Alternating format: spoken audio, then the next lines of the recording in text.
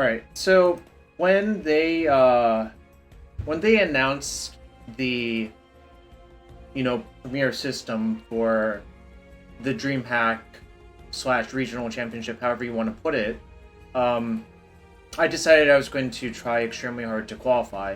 I didn't know how many RCQs it would take me, or if I would even get there. These things are not really a sprint; they're a marathon.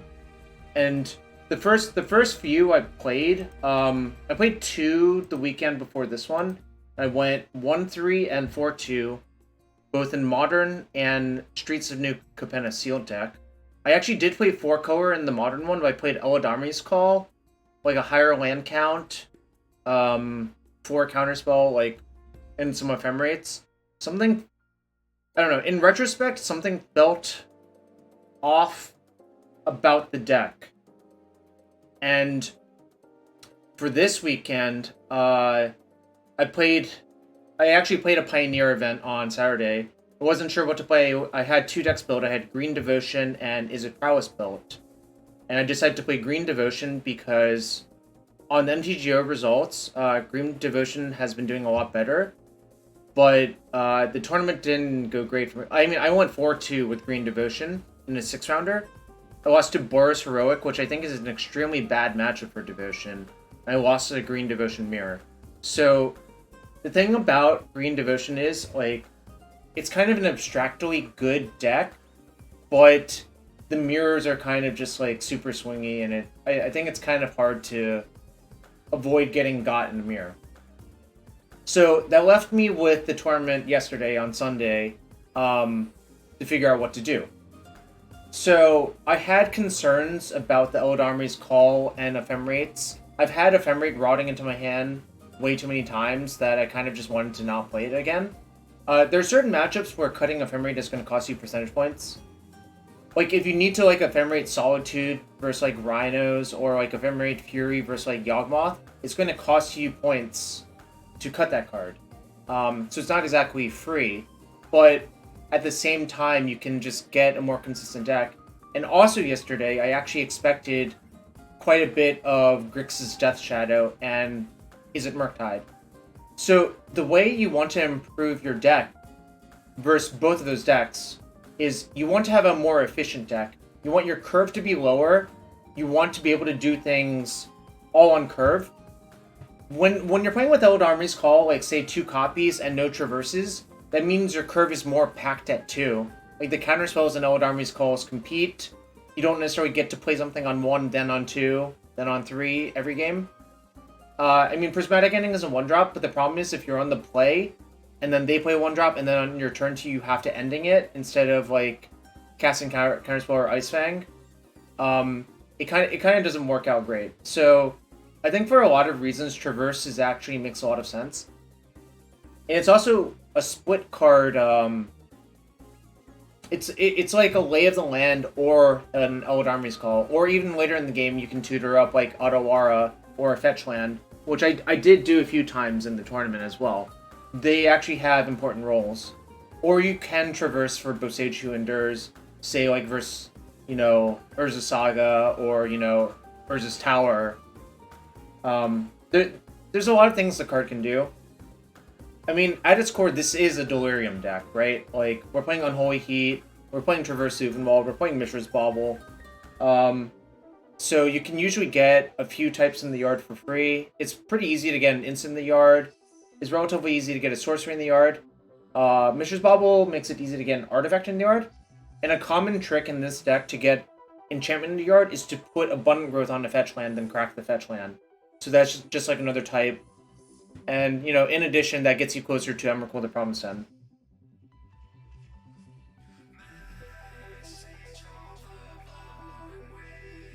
I did win my RCQ. What deck I'll play in the Pioneer event that like a few months from now, I have no idea. That's just, like, way too hard to figure out. So yeah, this is a Delirium deck. Like, the point of the deck is Traverse Yorion and Unholy Heat. And in another way, like, I actually have, like, flashbacks of playing Black-Green Delirium in Standard with Traverse and Emrakul. I didn't actually miss Magus, but that's because this deck sort of accounts for it by playing more Bosejus. I also think Magus didn't age that well because like all of the annual decks have million dismembers. I like the original list from Daryl Ayers, shout out to him for sharing a lot of info, had like 4 Boseiju in the 75. I actually ended up cutting one, and I also moved a counterspell from the main deck to the sideboard because I think counterspell is not actually that good versus Shadow or Murktide, so I was trying to gain percentage points that way as well. Basically, I was trying to not give up too many percentage points versus like nonsense decks. I wanted 4 counterspell in the 75. I think it's okay to cut one from your main deck and put it in the sideboard instead. Because there's just like a lot of matchups where you're out of position. You don't really want to draw a counterspell in the early game anyways. So, I think that's like most of the deck. Like most of the 4-color decks play almost all of the same cards. Just a question of where they are. I chose the main deck Verdict because I think if you expect Shadow and is it Murktide, actually putting Verdict in your main deck can catch them off guard in game 1 and also steal a win like when they're not expecting it. Like basically, Verdict is actually better in your main deck, like relatively speaking, compared to having it in the sideboard. It's still good in your sideboard, but having it in your main deck like causes like it people just don't play it around in game 1 is what I'm saying from this deck, because most of the decks only have in their sideboard. So by putting in your main deck, you actually do gain like a few percentage points, however many that is. You could play a second Endurance. I didn't think it was necessary. Why Bauble? There's Unholy Heat, Emrakul, and Traverse Evenwald. And also Mishra's Bauble is just kind of a good card. Like, there's another thing, like the land count in this deck actually, it looks low, but it's not actually low. Because what actually happens is that you use Mishra's Bauble to like look for lands, you use Traverse Evenwald to look for lands, Red and 6 is kind of a land, Coatl is kind of a land, so like the land count doesn't look that high, but you know, it actually is higher than it looks. Like Abundant Growth is some percentage of the land as well. Like there's a theory, it's like called the Xerox theory, that decks that play cantrips or like cheap cantrips, you know, they have a higher effective land count than they actually look like. And that's kind of what's going on here. The one thing I actually had a concern about was, well, one sec. The one thing I had a concern about was whether or not I could actually cast all my spells on time. There's actually a neat website that I want to shout it out. I don't think a lot of people know about this. It's called MTG on Curve. You can feed it a deck list, and it can sort of...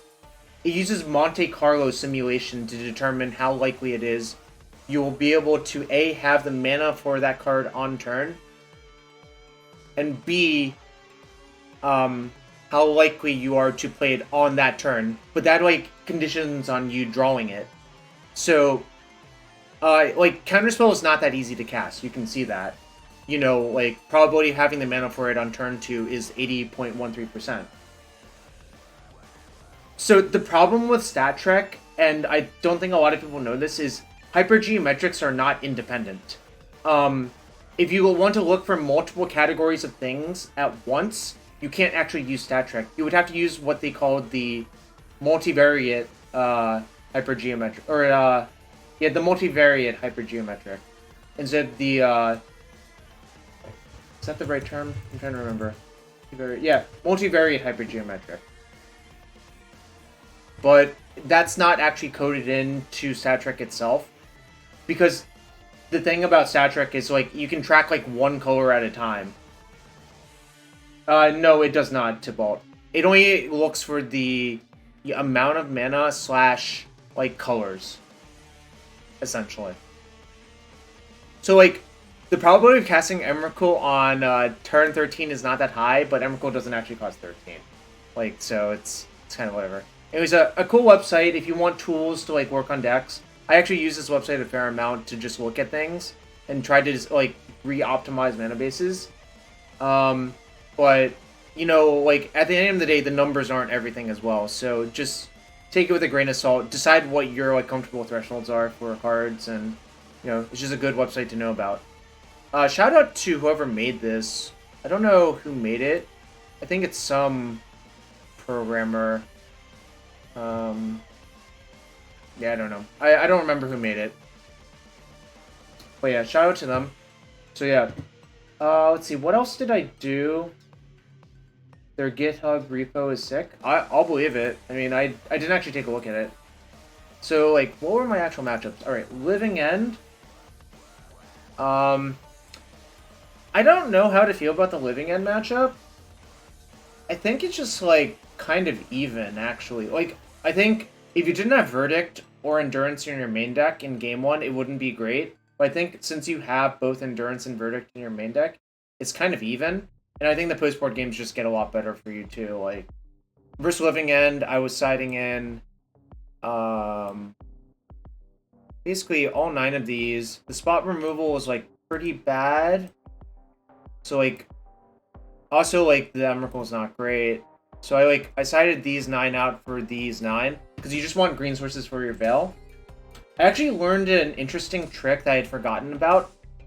So if you have a Chalice on 0 and you want to play another Chalice on 0, that, like, obviously doesn't work most of the time, but you can use Veil of Summer to force your Chalice through 0 through your Chalice on 0.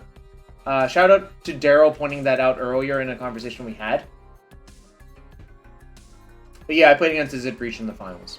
So, like, if you want to get a second Chalice for 0 into play, there are 2 ways to do it. You can actually use Yorion to flicker your Chalice as well and play a Chalice on 0, or you can use the Veil trick to get the Chalice through.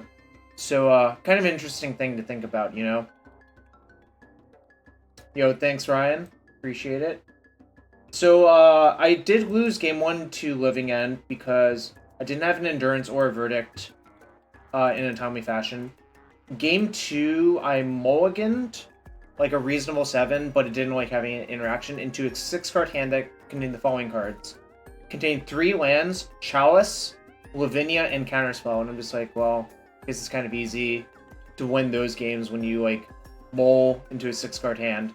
One other thing about the Lavinia, most people have a 3rd Chalice here, but I kind of think it's worth it to me personally to split one off for Traverse. And also, like, if you do draw Lavinia and Chalice, it's better than drawing 2 Chalices, barring the Veil of Summer thing. So, that's kind of what's going on there. Game 3, I don't really remember what happened in that match. It's just really hard to remember, because that was literally the first match I played, but I just remembered the Game 2 hand, like, just looking perfect, because, like, I accidentally, like, split out... Well, I didn't accidentally split off a Chalice to Lavinia, I did it with some purpose. The problem with Lavinia is, like, Traverse is not going to tutor up Lavinia fast enough normally, but if you draw 1 of each, it's just way better than drawing 2 Chalices most of the time without the Veil thing, you know? And also, like, I think if you somehow had, like, 3 Chalices in and you got both into play, and they had Force of Vigor, it actually ends up more poorly for you some portion of the time. Thanks, CWOJ. So that's my opinion on Living End. The second match I played was against Jeskai Creativity, not 4-color. This just Jeskai. I prefer Lavinia because I think it's really good versus, like, all of the pitch elementals and the Living End and all of that nonsense, so you can kind of just, like, get all of it at once, you know? CWOJ, probably. Baby Dino, I think some version of 4-color most people would say is the best deck in Modern, yeah. There's a lot of riffs on 4-color, but I'm sold on Traverse after having played. Hand Go, I will be in Atlanta November 18th to the 20th. So yeah. Oh, I also brought in Counterspell, so that means I probably cut, like, Fury. Sorry. Obviously the Counterspell's coming in. And the Fosters, what am I doing? Like, all these came in, actually. So I probably shaved, like... I honestly probably shaved, like, 2 Ren and 6, if I had to guess. Because, like, you don't actually need this card that much versus them. You're also adding more lands. So I probably actually sideboarded these 12 out for these 12 versus Living End, if I had to guess. Alright, second match was Jeskai Creativity. So this person's deck was extremely weird. So they fetched for Rogren Triumph on turn 1. They didn't have a companion. Turn 2 they played, I think, Hard Evidence, and that like tells the entire story. Only one deck in the format plays Hard Evidence, and that's Creativity. But since they were Jeskai with like a Rogren Triumph, I wasn't sure if they had like Teferis or whatever. But basically, they like Creativity, like they resolved to Teferi, which was obviously bad news for me. Then they Creativity into Sarah's Emissary and named Creature, and you actually have to name Creature in this matchup, otherwise like your thing just gets killed by Solitude. I didn't draw a Teferi of my own, and then a turn later they Creativity into Emrakul the Aeon's Torn, and I had a 1-turn window to like cast a cantrip and then cast an iteration with 4 mana up to find one of my 2 Supreme Verdicts. Or I could have found Teferi, bouncing Sarah's Emissary plus Solitude for Emrakul, but I didn't find that, and I just like took like 1,000 damage. Game 2. Let's see what happened. Okay. Game 2, like, okay, there's a lot of cards you could sideboard. I don't know how many Veils I want versus like Jeskai Creativity. It's like kind of hard to figure out. You definitely want the Bosages because they blow up the artifacts. The Flusterstorms are good. And Dress Down's sort of like interesting to think about. Because it does cut off the protection granting from Sarah's Emissary. I'm not sure if you want it or not though. So it's kind of hard to figure out if you are. I don't think I had it in my deck game 2, then I decided to have it in my deck in game 3 because of Iona. Which spoiler, they did show me in this game. So basically, in game 2, we get to a point where my opponent does get to Creativity, and they put an Iona on white.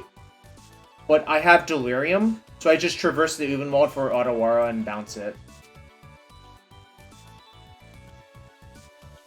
So, like, first off, I'm not even convinced that, like, you really want to Iona versus me.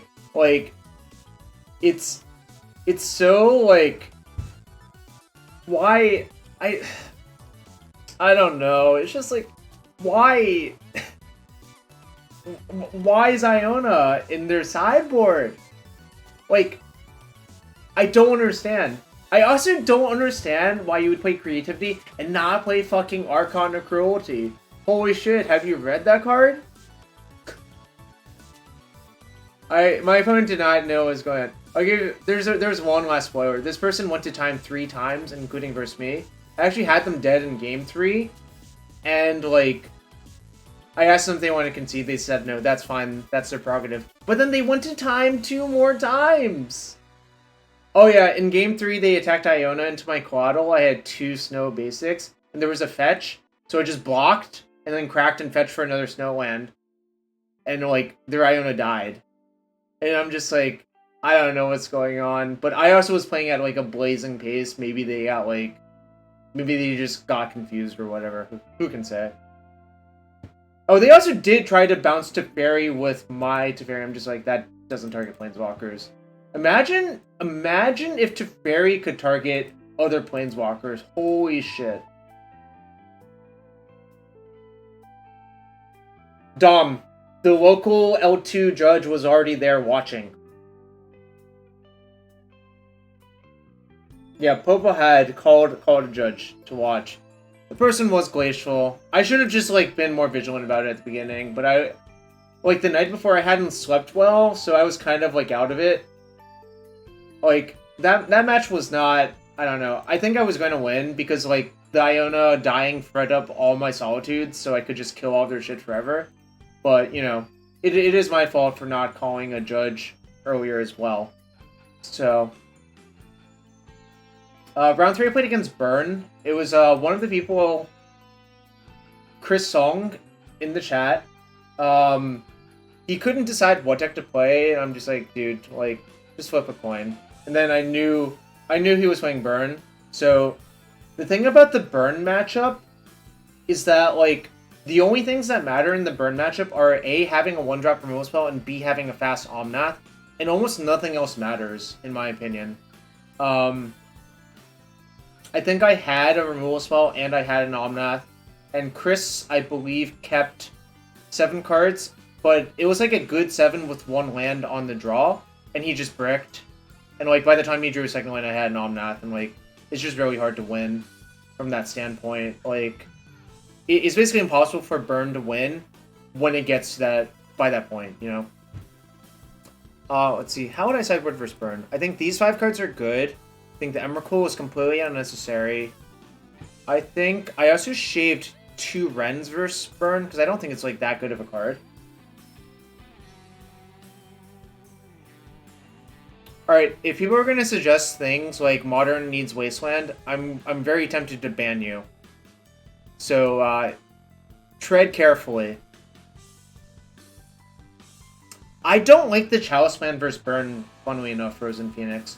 I think it's like, it's weirdly very high variance when I don't think you need to pursue that game plan. So that's why I didn't do it. I'm trying to remember the last 2 cards I cut. I think I cut, like... I might have just gone to, like, 1 Wren, because, like, honestly, the card is not that necessary for the matchup. You can use Traverse to fix your mana. And, like, you don't need to, like, make 7,000 land drops versus Burn. What's the last card I cut? It was Modern. This is a Modern deck.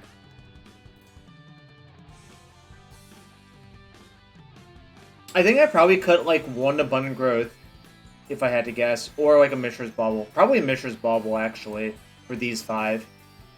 Boseiju is really good. It's an untapped green source. I like Teferi versus Burn, because it just, like, they don't get to dictate the tempo. I did not copy the sideboard guide. Daryl, I was going to, then I forgot. I forgot to print it out, but also I just figured I could figure it out from first principles on the fly. But also the deck wasn't exactly the same, so I didn't have time to like fix it for like how I actually configured the deck. But I figured I could just figure it out on the fly as well. But I think Emrakul is definitely bad. You don't need all of your Wrens. Teferi to cast Solitude attack.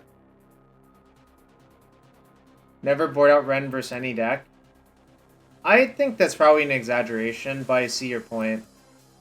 All right, what would you have been cutting versus Burn then?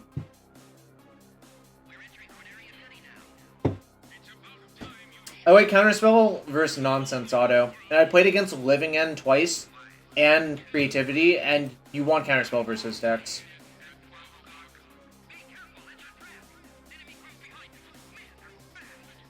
I mean, I just stuck the 4th Counterspell on the sideboard, and I think that's reasonable to do. Because there are, like, a lot of matchups. Popo had I already unregged. I called them earlier and unregged. So, it's not, like, I'm not gonna, like, just... I just called them as soon as I found out, and just, you know, whoever regs. Fire Hellkite is demanding a chest. Oh, yeah, you did sub. Alright. What we got? Ooh, a Xander's Lounge. That is a triumph. World Purge. And 5 points. You're 20th on the waitlist? That's not a good sign. World Purge. What a fucking card. Alright. Okay. Actually, Daryl, I guess I'll look at how you would have suggested. Alright. Let's see what Daryl said.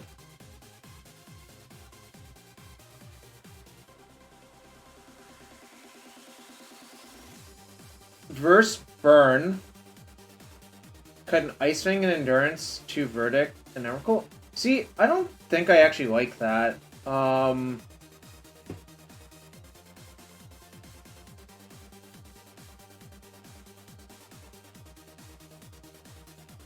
guess Ice Wing's not a good blocker, but like... I also just think Endurance as a blocker is actually fine. Like, I definitely agree that all of the Bosejus and Fosters, and in my case, Counterspell should come in. I do agree that Merkle is bad. I guess you can side out Verdict and say, oh, I did actually side out Verdict, yeah. I do not like trimming Iteration versus Burn, because if you're stable, the only thing that matters versus Burn is finding Omnath and closing the door. So I think like cutting Iteration is the opposite of what I want to do there.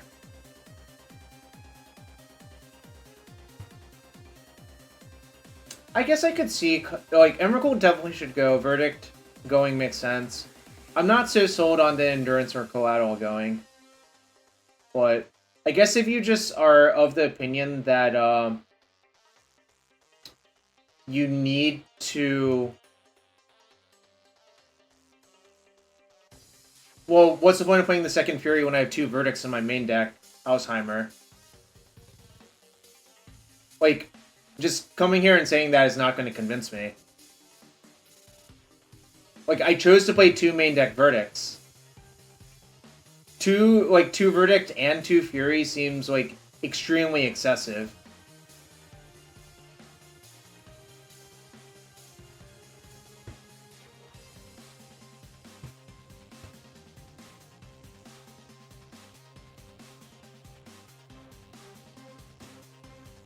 There's 4 Unholy Heats. Like, I don't understand. Like, I don't, like, it's extremely, it's, you don't have an issue killing stuff with this deck. That is not the issue.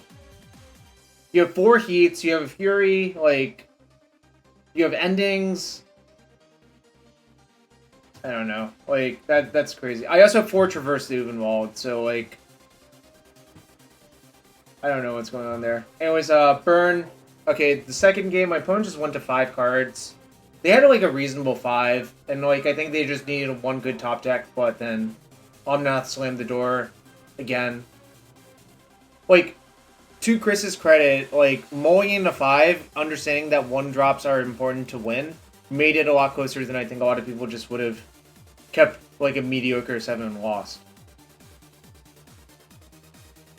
Find it funny that Omnath would be worse if it costs 3 energy instead of RG white blue? Why is that? I don't understand the reasoning there. Why does that make it worse? Oh, pitch hormones, yeah. Okay, I guess that's reasonable. That's funny. But if it was 3 and a green, so many decks would have played it, like, I don't know. It's kind of weird. Like, it would just be like the best Jund card ever, right? Omnath Amulet. Neoform would play 3 and a green Omnath. Would it actually nub? What would it do? Rhinos would run it. I heard that Rhinos would run it anyways. Easy value?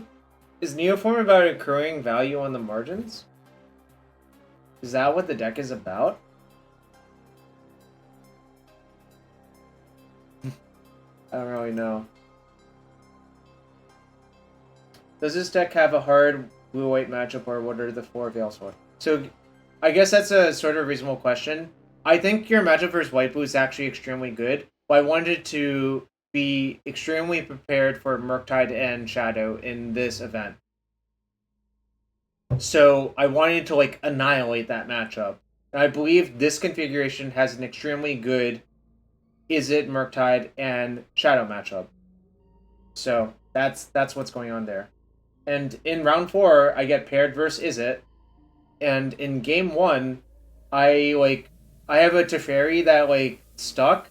And at some point, my opponent dashes Ragavan and attacks with, like, 3 creatures. I just cast Verdict on their combat step.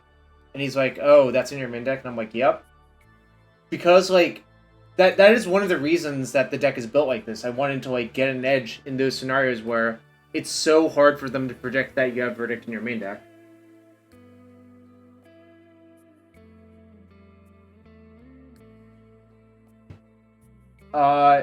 Game 2 versus the same person. I'll open those chests for subs, and that's it. Or if someone redeems, open all. But that's the only way the chests get opened to AE Digital. You can't force me. Anyways, what happened in the second game versus Isn't Murktide? The first game, like, basically, the way I play the matchup is I want to stall until I get to Mindslaver them and just empty all of their counter spells out, and then, like, it's pretty easy to win. Because I think, basically, the way the Isn't matchup works, if you resolve all of your spells, they actually die pretty easily. Because, like, what actually happens is that, like, Izzet doesn't kill you that fast. Like, that's the actual reality. Like, people call it a tempo deck, and I'm like, nah, dog. That deck is actually Psychotog in disguise. Like, you're playing, like, a weird, like, they don't have as much card draw as old Psychotog, but, like, basically their plan is to kill you with, like, a big Murktide. Yes, like, you can die to Murktide, obviously, if it gets unanswered, but, like, there's a lot of ways to kill a Murktide in this deck. And that's why I think the matchup is good. I think cutting DRC slowed them down, so more realistically, you can get to Emrakul the Promised End pretty often versus them. Oh yeah, I think Izzet got worse. I think if you really like that type of deck, it's still, like, reasonable, but I don't think it's, like, amazing. Anyways, versus Murktide, I don't... It depends on the exact Murktide list, but all of the Murktide lists I played against today, or yesterday, didn't have DRC, so I left in Emrakul, and I just tried to, like, build to Mindslaver. So, I cut all of my counter spells, for...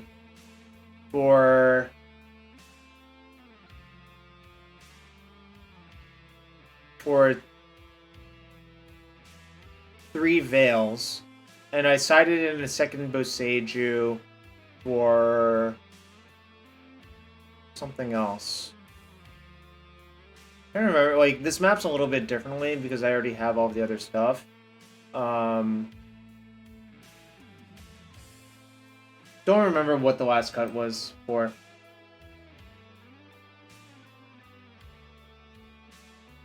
Living End, I think, is a fine deck to pick if you're into that sort of thing. Like, it's not, like...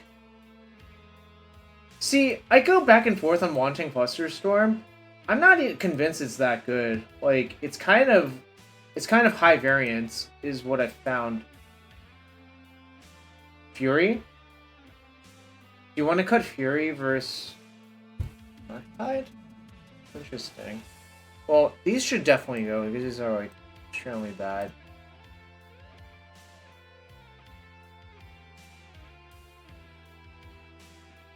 Living End's really boring to you? That's a fair criticism, I think. So I had 3 Veils in. You could make a case for another Veil. I think, after having played the matchup bunch, I think you can actually get Veil flooded versus them. So I don't know, like... Yeah, but if I have 4 Veils and 2 Flusters, what am I cutting? Well, I don't even know if I want that many Veils, like, personally. I don't know, like, it's kind of weird because, like, the games, you kind of just, like, try to carve windows to resolve your spells. I guess it's, like, sort of reasonable to cut Fury. It's not that good versus them.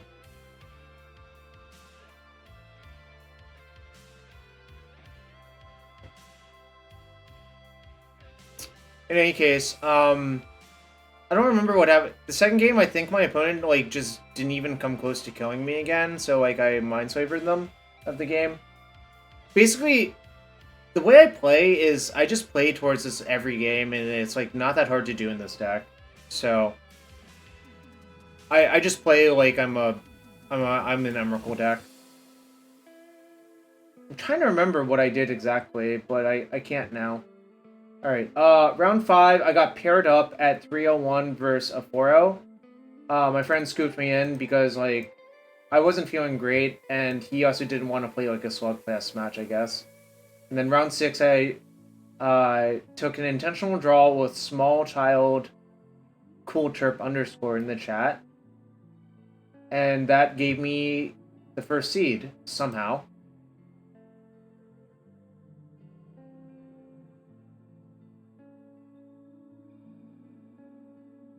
So Deathlighter, to address that, when you draw your opening hand, you should think about what land should get what, and really plan based on that.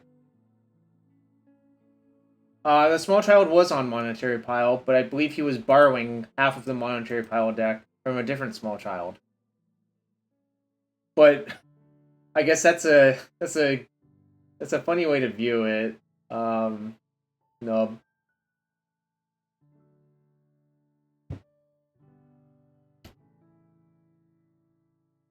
So yeah, I actually had first seed, which is pretty good because I get to be on the play for all the matchups. Quarterfinals, I play against Murktide again. Sort of the same thing that happened versus the other Murktide player happened, which is like I did not get killed quickly enough in game 1 to, so like he couldn't stop himself from getting Emerald, so just like Emerald him out of the game. Game 2, he actually found a window to resolve Jace and it killed me because I didn't have an Unholy Heat for it. So like, I don't know if you all know, an unanswered Jace is extremely bad. Extremely bad for this deck. I guess an unanswered Jace is extremely bad for most decks. And game 3, I think a similar sort of thing to game 1 happened, where like I was not killed, and I think my opponent also got like kind of stuck on mana. That's the other thing I didn't really love about is like it actually needs to hit like its first 4 lands and have a smooth draw versus 4C. Otherwise, like it's so hard to like constrain 4C from doing enough powerful stuff. That's the other thing I didn't really like about like it actually needs a smooth draw to compete with 4C, and also for its stuff not to be killed like relatively often. So I guess this is a long way of saying that I think like Murktide is a reasonable deck, but also has like fundamental issues in this matchup. Maybe that makes it an unreasonable deck, actually. I don't know. Like, it doesn't seem to win that much anymore, I guess. Well, actually, that's not even true. It still wins a reasonable amount on MTGO, right? Let me check real quick. Still thought I saw a bunch of Murktide when I looked through the... Yeah, no, it still wins a reasonable amount on MTGO. It's kind of funny. I think, like, 4C is much worse on MTGO than IRL. I can't really explain why. Except I just don't see that much 4C on MTGO. I'm not even sure it's like a price issue. I just don't see that much 4C. Like, you just look through the deck list and you don't see that much of it. Cool Terp, you're always going to be small child. You can't escape that. That's just not happening. Alright, so that's Murktide. I got rematched versus Living End. I mulliganed in game 1 versus Living End. Oh, also Storm Thief, thanks for the resub. Let me know if I should open a chest for you. Versus Living End person, I was on the play. I like mulliganed, like looking for some counter spells, but I didn't find any. And then like game 1 lasted a long time simply because my opponent never found a Cascade card, which is very unlucky for them. And like by some point it became pretty apparent to me that he didn't have a Cascade card, so I just like started jamming all my threats and tried to kill them, because like if they don't have a Cascade card with a stocked graveyard, the best way to actually win is to just try to kill them. Yes, I was. There was no Cascade card in sight for like 8 or 9 turns. It was pretty incredible. And like, I don't know, it was just... Well, game 2... Well, that's a spoiler. Game 2, he ended up with 2 Living Ends in his hand. And I've noticed this is actually a consistent issue with how the deck is constructed now, to only have 3 Living End. I think either what you want to do is have the 4th Living End in your main deck, or even like sideboard, like Sodek does. Like Sodek MTG, I'm pretty sure, has the 4th Living End in sideboard. Because I think there's just like an issue with drawing too many Living Ends. Like, yeah, you can push them to grief, but like actually not having enough Living Ends in your deck is actually an issue versus like Murktide. Because they can like try to counterspell all of your Living Ends and then you'll lose because you're out of Living Ends in your deck. Or you can play a card like Valakut Awakening to try to like put them back into your deck. Like, there's a lot of things you can do. I just think like probably what has to happen, just based on my experience in watching the deck play out a lot is that three living ends is not going to cut it. Like, you just run into too many issues, and that just keeps happening repeatedly, you know? Endurance to shuffle living ends back into your deck, that would work, except it also shovels your graveyard back in. So it doesn't really work.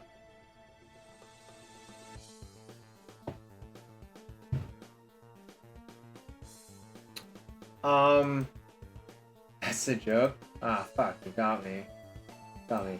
So game 2, I actually, like, I can't go through the entire game, but at some point I realized that, like, I accidentally played badly in a way such that if my opponent draws the second Otawara, I actually lose. And I could have avoided it by, like, doing something else. But it was, like, a 1 or 2 turn window. And, fortunately I did not get killed by second Otawara, but I think this was also the game where I think my opponent did have 2 living ends in hand, and just had to, like, cast a Cascade spell when he didn't really want to, just to avoid the risk of drawing the 3rd living end, and not be able to living end whatsoever. Because, like, at the end of the game, he just, like, showed me his hand that was, like, 2 living ends and some nonsense. Yeah, I think this was the game I almost died to damage. I was at, like, 3 life. Because I had, like, Chalice, I had, like, Lavinia. But, like, Otawara bounced, like, my endurance at some point, and, like, it was actually kind of close damage-wise.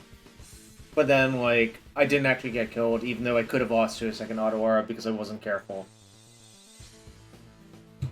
Let's see. And the final match was versus Izzet Breach. And I think, like, this is kind of a hard deck to sideboard against because you don't want to overload on any of the, like, elements. Like, they're an Urza Saga deck. They're a Ragavan DRC deck with Emery. Like, it's kind of weird to try to sideboard versus them. And I kind of decided that, like, I was just going to pretend for the most part they wouldn't combo me, unless it was convenient for me to, like, leave up Counterspell or go get an Endurance or go get a Boseiju. So it's, like, kind of interesting to think about, but I think basically what happens in this matchup is their deck doesn't, like, actually kill you very fast with creatures. So, like, me having Supreme Verdict means I can just let them, like, develop a big board and, like, kill all of it if I really want to. And, like, for the same reason, I actually had a Counterspell in my hand in game 1. So what I did was, like, I kind of just, like, played passively until I had enough mana to, like, do everything I wanted to do with Counterspell up. I just, like, let Ragavan hit me, like, 3 times and didn't even come close to mattering. Like, I kind of think, like, sure, they can hit me with Ragavan, but I don't think it matters because I don't think their deck is actually threatening if I just Counterspell Underworld Breach, you know? So, like, Ragavan literally hit me 3 times and the game wasn't even close. Like, what is Breach's non-combo kill route? Just, like, draw a bunch of cards. I mean, they can flip to Fairy, they can flip, like... Oh, actually, they actually flipped my Emrakul, which meant I couldn't Mindslaver them. Which was kind of irritating, and I'm just like, it probably won't matter. But, like, I actually think if I get to Mindslaver them, I can probably kill them with their own deck a reasonable portion of the time as well. Like, you know, it's like, it's not actually that hard to combo kill your opponent with Underworld Breach, Grinding Station, Mox Amber, you know? But we didn't have to go that route. Like, I just killed him with, like, some 4/4s and 3/4s eventually. Like, I think a Fury was involved to clear out a bunch of stuff. I think you can also lose if they draw too many cards with Emery. So, like, killing Emery matters a lot. Like Emery Bauble, I think you could conceivably lose to as well. I think in this matchup, I sided in these... I think I had, like, a small number of Dress Down in my deck and the Counterspell. I didn't bother with the... I don't think I had these in, I think. I didn't think I bothered with the Veil or Fluster, because I didn't really know how many Counterspells my opponent had. And if it wasn't, like, that many, then, like, these are kind of not that good. I guess you could Fluster an Iteration, that's always kind of okay, but... The rest of their deck, like, there's not actually, like, good things to Fluster, in my experience, because I don't really want them to get to the point where they can, like, Breach than Grape Shot for a bunch. Because if they can Grape Shot for a bunch, they can likely recast the Grape Shot. I didn't actually side into Chalice. I decided not to. I sided in Lavinia, but not Chalice. Because Lavinia can also just, like, block their Ragavan or whatever, you know?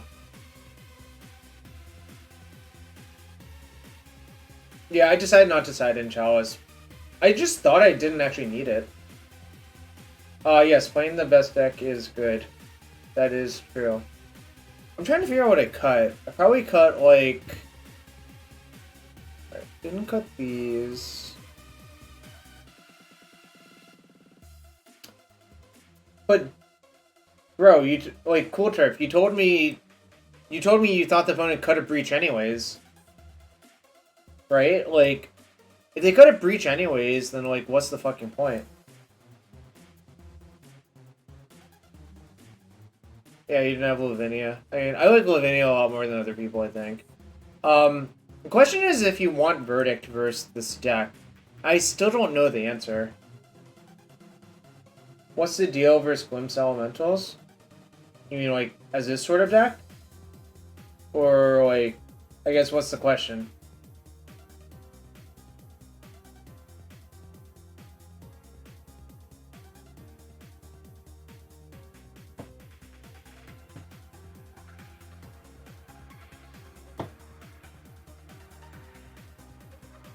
I don't really know what the question is, I guess, with regards to Glimpse Elementals.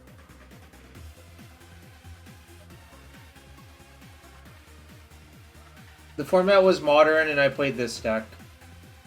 4C, Traverse Yorion Control.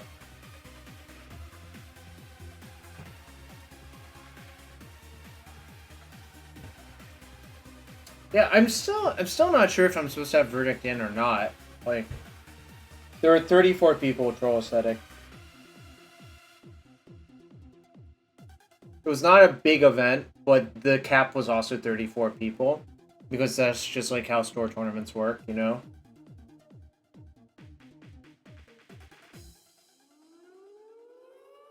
And like I said, I expected like about 4 Grixis decks and 4 like 4-ish Murktide decks. That's why I chose to play this deck for the most part. Koval said he played Glimpse to beat up on 4C. I think that's probably like... I don't know if that actually works or not. I've never actually played the Glimpse deck, so like it's kind of hard for me to parse how that actually plays out. Let's top 4 to Chalice. I mean, Chalice is good. And so is Lavinia in that matchup, so like it doesn't surprise me. I mean, I think Glimpse... Cascade Glimpse is a deck you can play, and I just don't know how much it actually works versus 4C. Like, Mutant Turtle Hermit, I did not want to draw a Philidar Guardian or Planebound Accomplice, which is why I chose not to play that. And, like, sometimes I have a sneaking suspicion that, like, when the only people who do well with that deck are, like, Javier and Andrea Mengucci, like, I kind of think that doesn't actually mean the deck is good. I think it just means they're good players. So, I don't have a lot of interest in playing that version.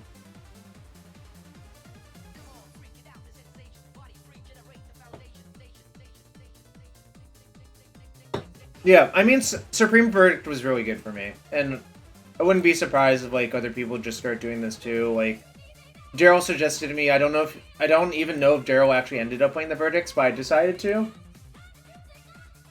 You're gonna be buying Old World Lavinias. Yeah, Lavinia. I played a lot of Lavinias lately. I mostly played them in Hammer, and they were just super good in Hammer, like every time. And I think Lavinia is like similarly like. It does something different in this deck, but it's still like a super strong card versus... In the matchups where you want it, it's really good. I mean, it's a little bit slow sometimes, but I think it's just kind of a... It's kind of a banger of a card, you know? You thought, well, Burn Dog 3... You thought I was on Is It? on Saturday? Oh yeah. I still had decision paralysis. I still think is it like Treasure Cruise is a messed up Magic card. That's why I almost played it. I didn't end up playing the deck, but now I'm gonna try to figure out Pioneer like later, not right now. But there's still plenty of time to figure it out. So yeah, I don't know. That was basically the tournament. Like, you know, like game 2 versus Breach, my opponent didn't combo kill me. I think they also mulliganed and I just like killed all of their stuff. And it was pretty straightforward. Well, so Popo Haps, about that, Joel's deck I believe was very good versus Phoenix and like kind of average versus everything else. So like Dimir Pile is like it's a deck that's like designed to be good versus like those Delve decks. I don't think it's good versus much else. Is the actual reality. Oh, you were hoping Rakdos won? Fair enough. But that didn't happen. And yeah, I don't know. That's most of what I know about this deck. I mean, I didn't actually play any matches with the deck, like this specific list before the tournament. I just, like, theory crafted what should happen. And, like, obviously Daryl's advice helped. Do I agree with Doomwake that Yorion should get the axe? Alright, so I'm gonna just handle this discussion all at once. I don't think, like, banning Loris and then just letting the rest of the companions ride makes that much sense. If it had been up to me, I would have axed all of them at once.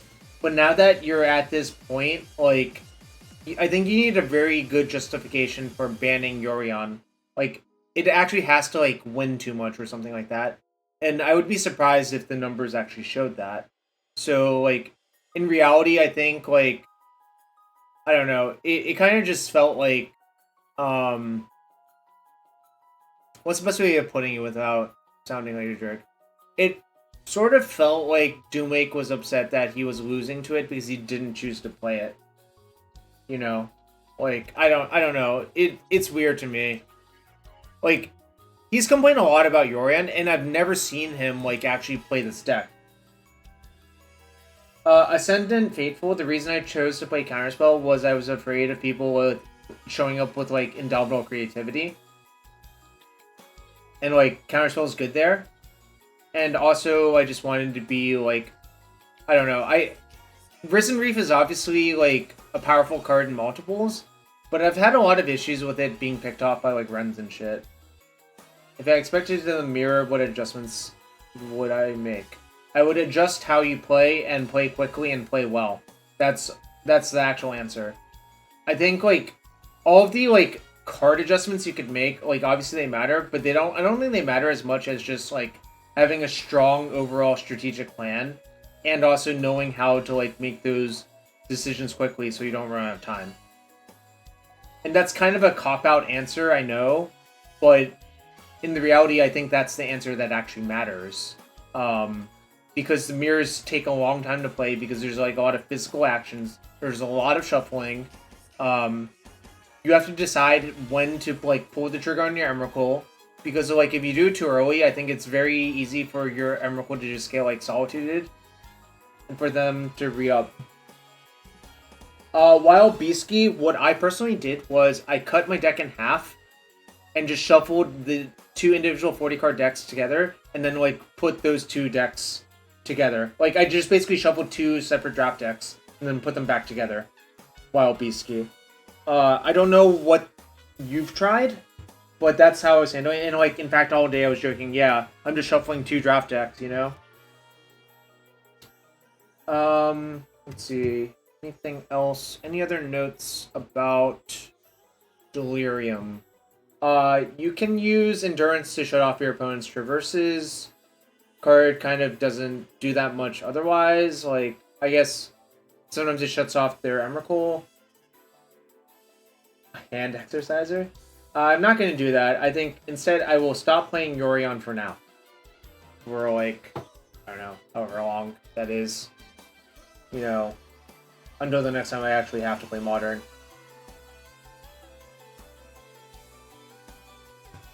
I expect to see more for no, because like I think endurance is only okay. Like obviously it does something, but there's a lot of cards that do something that are only okay. Like I don't think there's like a real easy way to like get an auto win button for the matchup.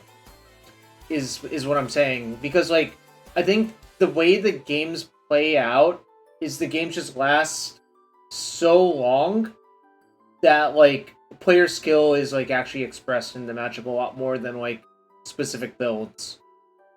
That's just my opinion. You know, like it's obviously like not the answer people want to hear because they want some silver bullet, but you just kind of have to like play it out to the best of your ability and hope like all of your decisions actually make sense and it just sums up to a win. Um, yeah, I don't know. That's this deck. I mean, deck's great. Like, if you don't like this deck being great, I also understand that because it's like I describe this deck as sort of like 4C misery because all of your opponents are just miserable playing against this deck, generally speaking, because like every card is so goddamn good. Like, it's just it's just kind of it just generates misery for your opponent is how I would put it.